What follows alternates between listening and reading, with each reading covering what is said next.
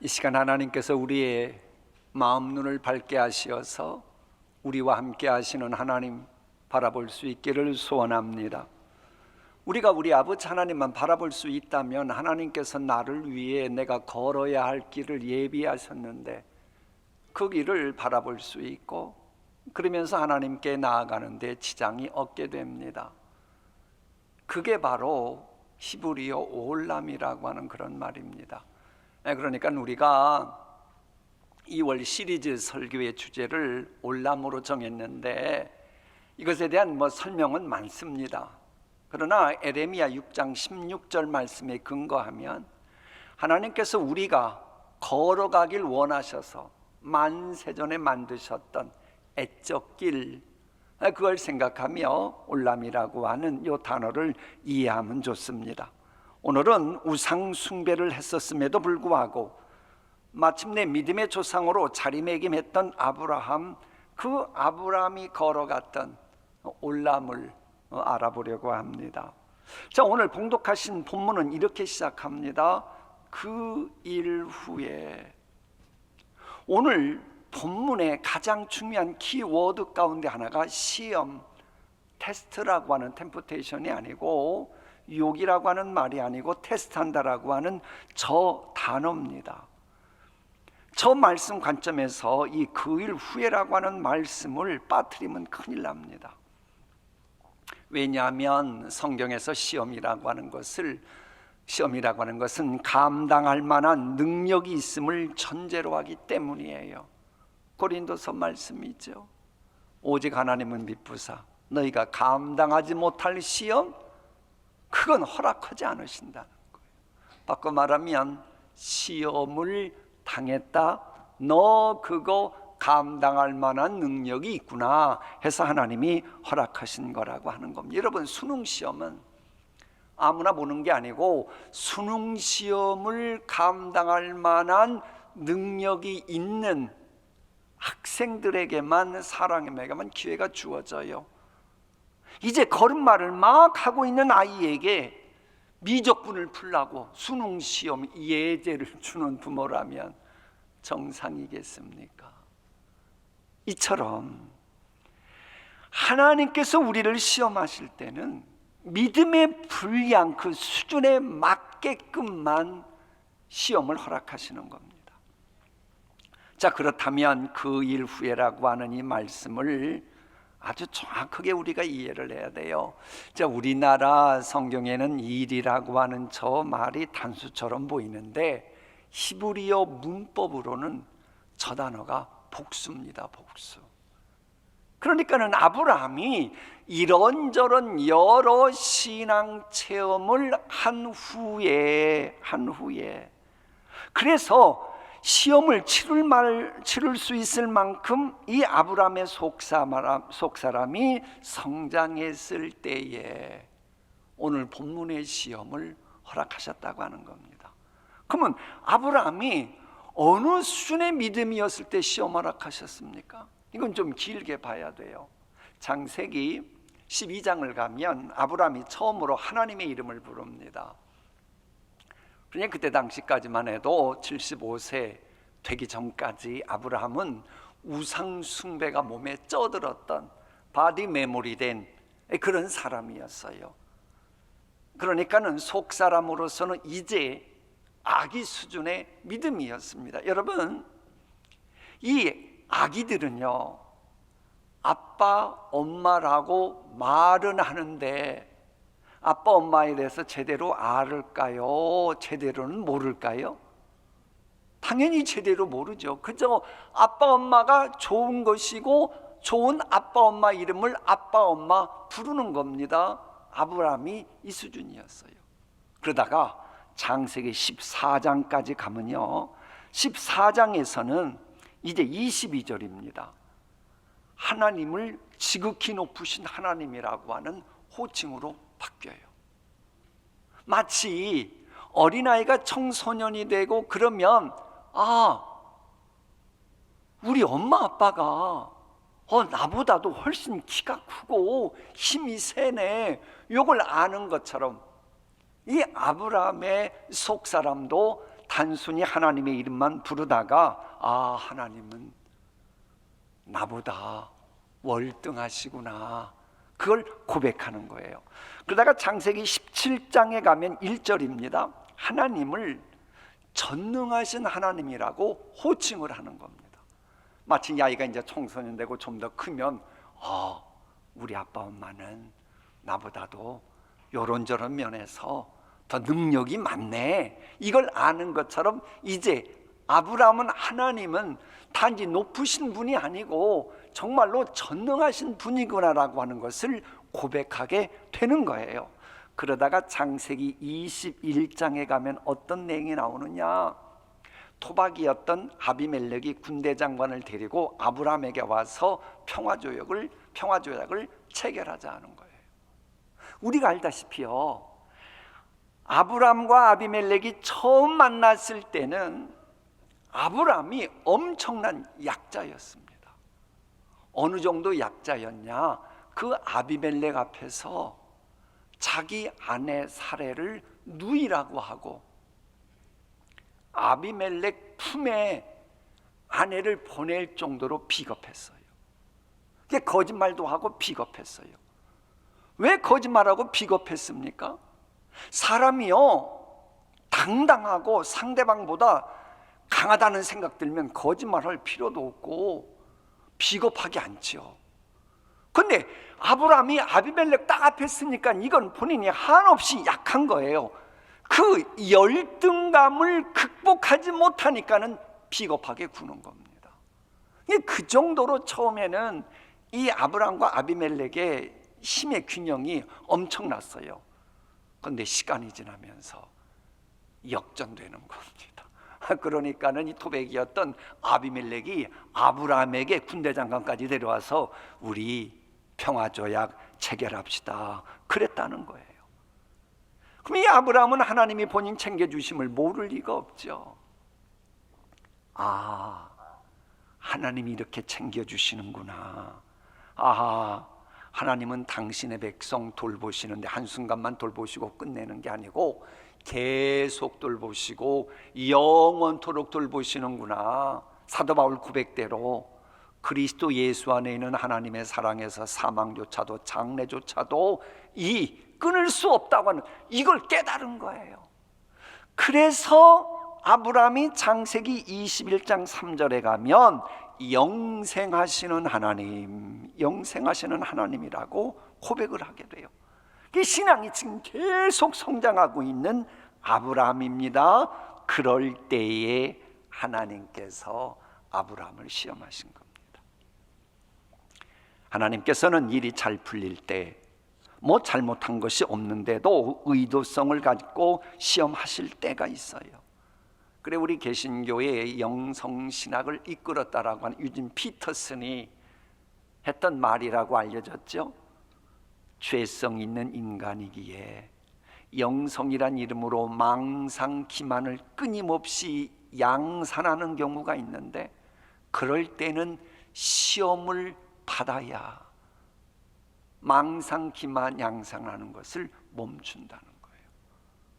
교만해지면 안 되기 때문에 그런다는 겁니다. 아브라함, 이주민에 불과했던 사람이 정글 같은 세상에서 유축되기는커녕 도리어 장성해졌고 토박이들이 화친을 먼저 청할 정도로 무서우리만큼 대단한 존재가 됐습니다. 인생 번영의 클라이막스에 올랐습니다. 그런 아브라함에게 하나님은 시험이 필요하구나. 그래서 시험을 허락하셨다는 게 본문입니다. 물론 잘 풀린다고 해서 하나님이 늘 시험하는 것은 아닙니다. 그런데 지금 아브라함과 같은 경우는 믿음의 조상이 되어야 될 사람이잖아요. 하나님이 약속하셨거든요. 그렇게 만드셔야 되겠거든요. 그러니 번영하는 복도, 장성하는 복도 중요하고 자손이 잘 되는 복도 중요하지만은 이제 믿음의 조상답게 믿음의 대상이신 하나님을 그 무엇보다도 더 사랑하시는지 검증할 필요가 있어서 시험하신 겁니다. 말 그대로 시험이었습니다. 시험. 만일 하나님이 아브라함을 시험하시려고 저 말씀이 빠진 채의 본문 스토리가 진행된다고 생각해 보십시오. 자, 약속의 자식은 이삭인데 이삭 한 명인데 그 이삭이 죽어버리면 너의 후손은 저 하늘의 별과 같고 바다의 모래처럼 많아진다고 하는 약속은 뭐가 돼요? 다 사라지는 거예요. 그럼 하나님은 거짓말쟁이가 되는 겁니다. 하나님이 그러실 리가 없어요. 또 하나님이 아브라함을 시험하시려고 이 말씀이 없으면요, 사람을 제물로 섬겼던 몰렉의 우상 숭배의 그 하나님, 그 수준으로 이제 전락하는 거예요. 왜? 아들을 번제물로 바친다는 의미가 뭔지 제대로 알아야 됩니다. 번제물이 뭡니까? 말로는 그냥 제물하고 그냥 넘어가는데 그게 아닙니다. 제물을 갖다가 목을 칼로 대서 죽게 만들고 피 쏟아지게 만들고 거기서 끝이 아닙니다. 짐승의 온통 털 가죽을 다 벗겨내는 겁니다. 별로 뭐 잔인한 표정, 무섭다는 표정도 없으시네. 그리고 난 다음에 그것을 또 각으로 자르는 겁니다. 각을 만들어서 이렇게 바치는 게 레위기 제사법의 번제입니다. 이삭을 그렇게 바치라고 했다는 거예요. 하나님이 이렇게 무자비한 하나님입니까? 아니잖아요. 그래 본문에서 하나님이 시험하시려고 이 단어를 싹 빼버리면 하나님은 사랑의 하나님이 아니고 무자비한 하나님으로 추락하는 거예요. 그런데 하나님이 시험하시려고 이 말씀이 등장하니까는 아하, 그 시험이구나. 하나님이 아브라함을 약속의 주인공 만드시려고 시험하시는 것이었구나. 그러니 이삭을 죽게 만드는 게 아니었구나. 그러면서 오히려 사람을 번제물로 삼지 않으시는 하나님이 되는 것이고, 약속의 주인공으로 더 아브라함의 주를 고양시키려고 하는 하나님이 되시는 거예요. 여러분, 시험은요, 시험 치르는 사람으로 하여금 패스하면 더 능력 있는 삶을 살도록 하고 새 역사의 장을 여는 기회로 제공되는 겁니다. 고등학교 시험 봐서 합격하면 이제 이야기가 달라지나요? 고등학생이라고 하는 새로운 장을 만드는 거예요. 고시를 합격할 때 신분이 달라지듯이 말입니다. 그러니까 하나님이 아브라함을 시험하신 거예요. 그래서 여기에서 시험은 하나님과의 관계가 잘못되도록 유혹하는 사탄의 유혹을 말하는 게 아닙니다. 사탄의 유혹으로서의 시험이 아니고, 또 우리 주님께서 주기도문 하실 때에 우리로 하여금 시험에 들게 마시고 할 때의 유혹으로서의 그 시험도 아닙니다. 본문은 분명히 하나님이 시험하시려고, 하나님이 주도하는 시험인 거예요. 그럼 하나님이 주도하는 시험인데 저 시험의 단어 뜻은 입증하다, 검증하다, 증명하다라고 하는 뜻이고, 저 단어와 똑같은 저게 히브리어는 나사거든요. 저게 나오는 사무엘상 17장 39절을 가면 갑옷이 정말로 견고한 갑옷인지를 검증하려고 시험한다 그럴 때 똑같은 저 단어가 사용됩니다. 그러니까는 하나님께서는 아브라함이 정말로 믿음의 조상다운 견고한 믿음인지를 아시려고 시험하신 것이 되는 거예요. 자, 그러면 견고한 믿음인지 아닌지를 알 수 있는 시금석이 무엇입니까? 말씀의 준행 여부입니다. 우리 처음부터 마지막까지 함께 읽어볼까요? 시작. 내가 이제야 내가 하나님을 경외하는 줄을 아노라. 내가 나의 말을 준행하였음이니라. 하나님께서 시험하시는 것은 아브라함 가정을 풍지박산 내려고 한 게 아니에요. 아니, 여러분 생각해 보세요. 아브라함이 이삭을 번제물로 삼았다. 그러면 사라가 어떻게 돼야겠어요? 사라가 어떻게 돼야겠냐고요. 그 가정 제대로 유지가 되겠습니까? 안 되는 거예요. 큰일 나는 거예요.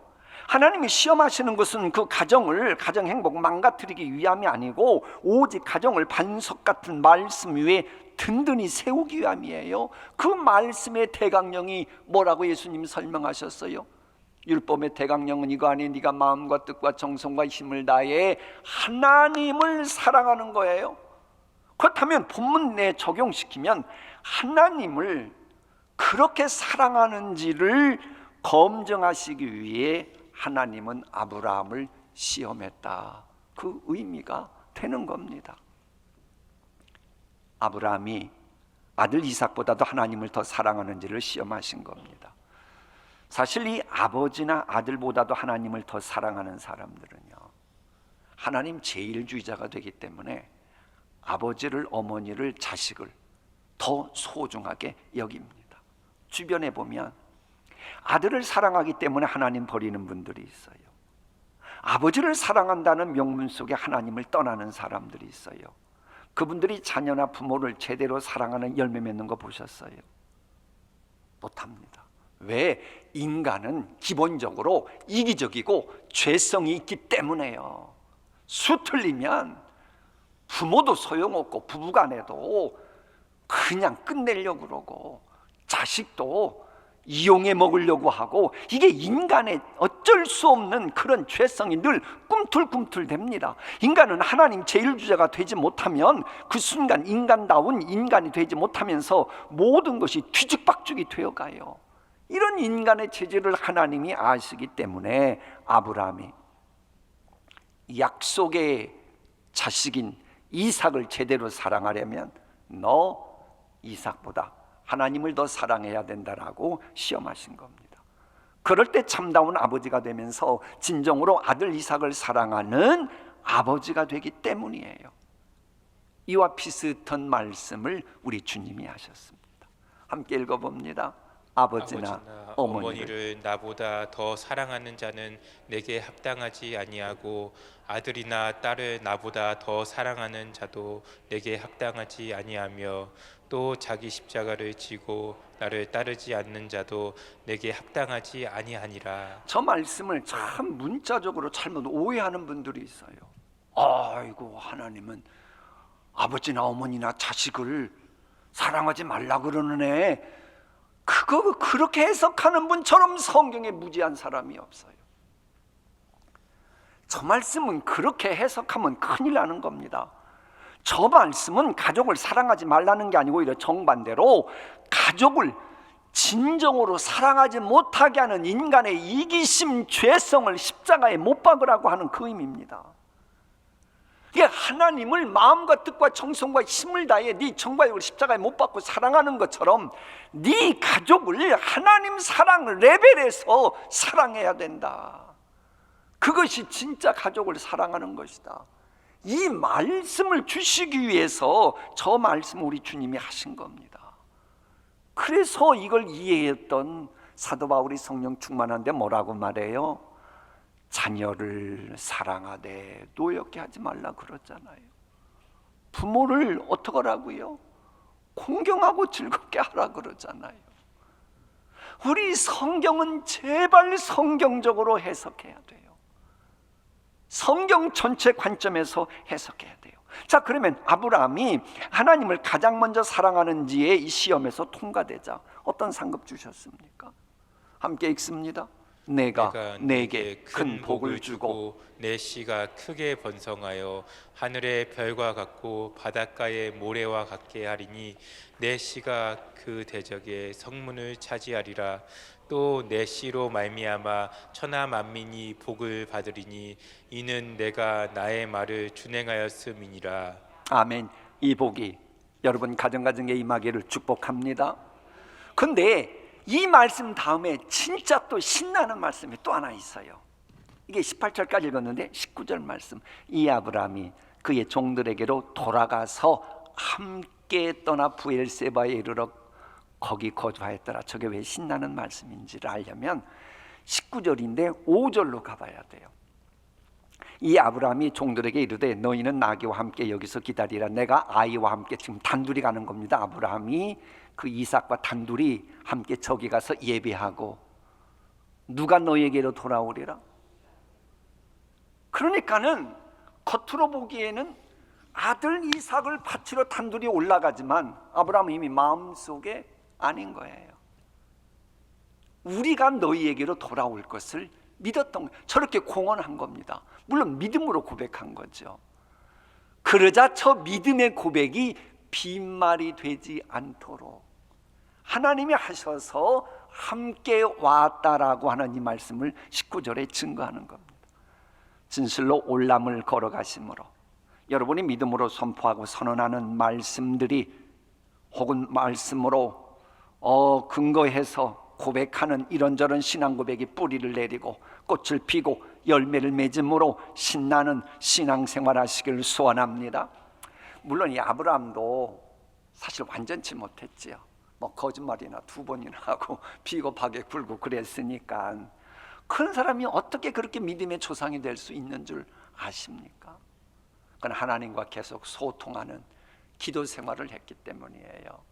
물론 오늘 본문에는 뭐 하나님과 소통하고 기도 생활했다 이 표현은 안 나와요. 그런데 본문의 전체 문맥을 보면 하나님과 소통하고 계시했다고 하는 메시지가 행간에 숨어 있어요. 한번 확인해 볼까요? 우리 1절 2절 함께 읽습니다. 시작. 아브라함아 하시니 그가 이르되 내가 여기 있나이다.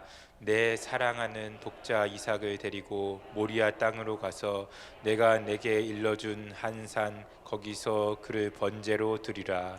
지금 막 대화하잖아요. 아브라함하고 하나님하고. 그리고 이제 내용이 진행되는 거예요. 그러다가 또 하나님과 깊은 대화를 갑니다. 우리 11절 12절 대화입니다. 함께 읽습니다. 아브라함아 하시는지라. 아브라함이 이르되 내가 여기 있나이다.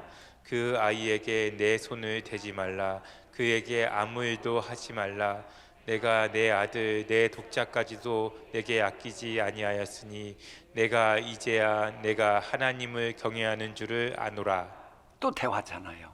아브라함아 여기 있나이다. 그에게 손대지 마라 하면서 대화가 이어지는 거예요. 여러분이 아무리 걸출한 신앙인이라고 해도 선줄로 생각하면 넘어질까 조심하라고 영성의 대가인 사도 바울이 외쳤잖아요.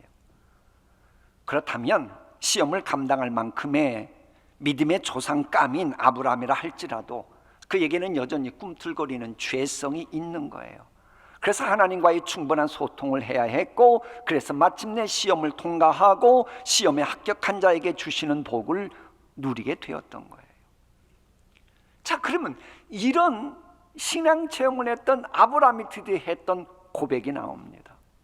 고백 함께 읽어볼까요? 시작. 아브라함이 그 땅 이름을 여호와 이레라 하였으므로 오늘날까지 사람들이 이르기를 여호와의 산에서 준비되리라 하더라. 아멘.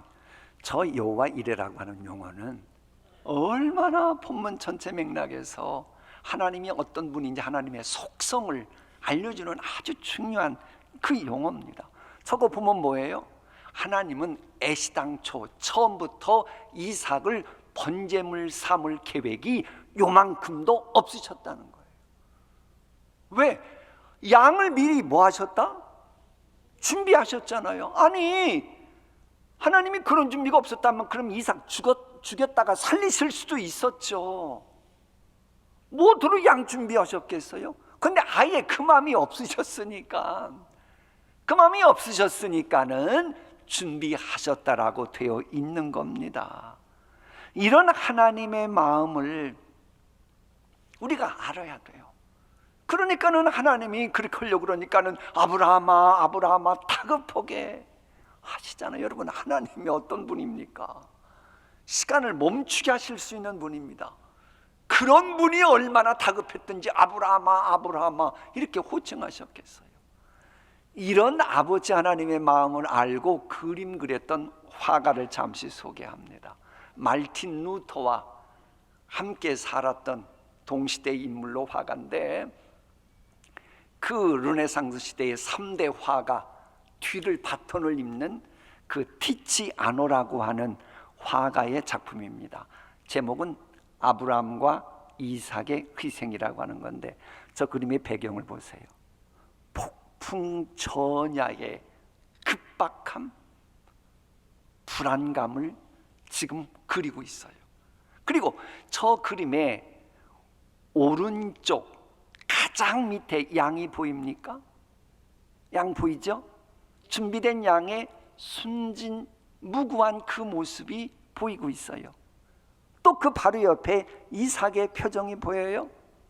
천진난만한 모습 속에 우리가 보기에는 애잔함이 있어요. 저 천진난만한 게 죽다니, 이 생각을 들게 해요. 근데 그 옆에 아브라함의 얼굴은 그려졌어요? 안 그려졌어요? 얼굴 모양만 있지 제대로 안 그렸어요. 아마 티치아노는 아들을 제물로 바치려는 그 아브라함의 마음이 어떠했을지 보는 여러분이 해석하도록 했다고 봐도 괜찮아요. 아마 모르긴 몰라도 핏빛 얼굴이었을 거예요. 그 핏빛 얼굴을 한 채 하고 있는 그 아브라함이 갖고 있는 칼을 위에 있는 천사는 어떻게 하고 있어요? 팔목을 잡은 걸로 그리지 않고 칼날을 쥐고 있습니다. 그러니까는 혹시라도 아브라함이 실수로 내리쳐도 이삭은 요만큼도 기스도 안 나고 오히려 천사 본인이 다칠 각오로 저렇게 칼날을 잡고 있고 저렇게 그렸는데, 저 천사를 본문은 여호와의 천사 말라크라고 되어 있어요. 이 말라크라고 하는 말의 뜻은 하나님께서 특별한 사명을 주고 어떤 준비된 계획을 가지고 보낸 영적인 존재라고 하는 그런 뜻입니다. 그러니까 이 그림을 그린 화가는요, 이 화가 중에도 이 영성이 있는 분들이 있어요. 대단한 영성이에요. 뭐냐? 하나님께서는 아브라함을 시험하실 때에 여호와의 사자가 칼을 든 아브라함의 팔을 잡도록 미리 지시하실 정도로 모든 준비를 완벽하게 마치시고 시험하셨다는 거예요. 그래서 여호와 이레입니다. 여호와 이레에서 저 이레라고 하는 저 말은 미리 보고 혹은 미리 준비한다는 의미를 갖고 있다고 사전은 설명해 놓았더군요. 그러니까 하나님께서는 미리 보시고 준비하실 수 있는 분이기 때문에, 전지전능자이시기 때문에 일이 진행되기 전부터 여호와 이레가 가능했다는 거예요. 어느 형제님 고백대로 새해를 살아가는 여러분의 인생을 미리 보시고 여러분에게 필요한 것을 준비하고 계시는 그 하나님, 그 여호와 이레의 하나님을 경험하시기를 소원합니다.